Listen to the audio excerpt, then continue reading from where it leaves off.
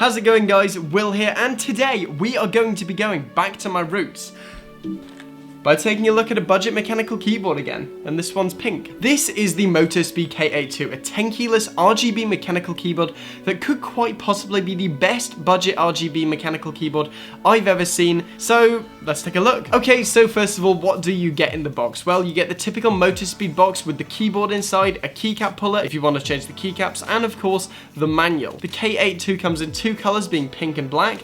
I chose the pink version. The black version does look super clean, however, I hadn't seen a budget pink keyboard before, so I went with that one. Following this is the build quality. The Motospeed K82 feels pretty well built with solid ABS keycaps of a moderate thickness, a rose gold backplate, and the keyboard itself overall has minimal flex. Something that I don't really like though is the cable. The K82 has a non-removable, unbraided USB cable, and compared to the Motospeed CK62, which has a removable, braided USB-C cable, this is kind of disappointing. The case is plastic, but honestly, at this price point, that's to be expected, and it actually sits pretty nicely with the backplate, if a little different in color. Next is the RGB lighting, a key selling point for a lot of people. The Motospeed K82 features real RGB lighting that can be controlled via the function keys, which I will say isn't the most intuitive, and there's still no software on Motospeed's part to properly control this. The LEDs can be set to pretty much any color except weirdly white, and there is a ton of fun modes if you enjoy that sort of thing. I personally like to keep mine on either a solid ice blue or a slow RGB wave, as I think these are both a really amazing look on this keyboard. The colors are nice and vibrant and are consistently bright. Again, they're built into the PCB, so this does make it difficult to replace them,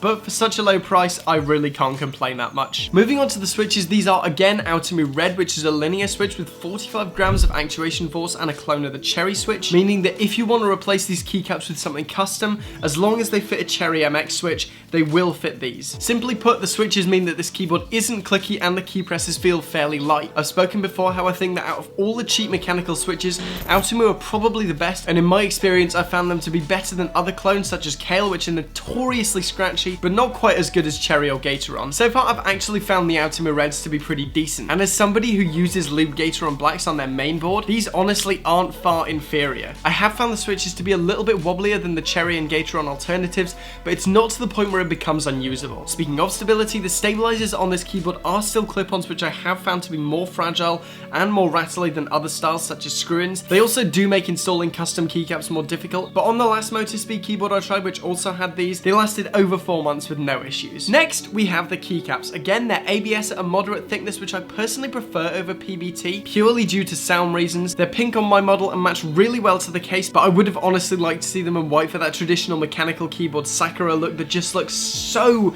crispy. So now I think we've reached a point in the review where we should be hearing what this keyboard sounds like. Bear in mind that volume won't be completely accurate because I have no idea what you're listening on, but this test is more to hear the tone of the keyboard.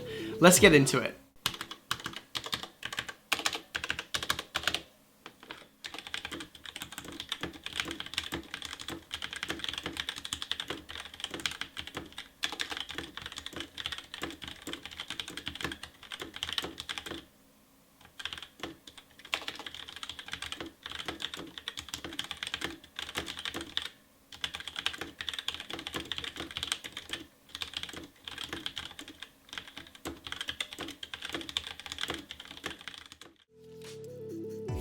Overall, for $40, I really do think that this would be a great first step into the mechanical keyboard market for a lot of people. And to those people who want a real mechanical keyboard in a TKL layout with RGB for $40, I'd totally recommend it. If you don't need RGB, then I would strongly recommend the Magic Force 68 as it's got better stabs and a removable cable. And if you're willing to spend a little bit more, then I'd suggest checking out the Motospeed CK62 as it has a removable cable and can be used wirelessly. I have a review of both of those in the cards, one after the other. They'll both be there at some point. Okay guys, so thank you for watching. Remember to like the video if you want to see more content like this, and smash the subscribe button. I'm trying to hit 10k by the 1st of May, so every single subscription is massively appreciated.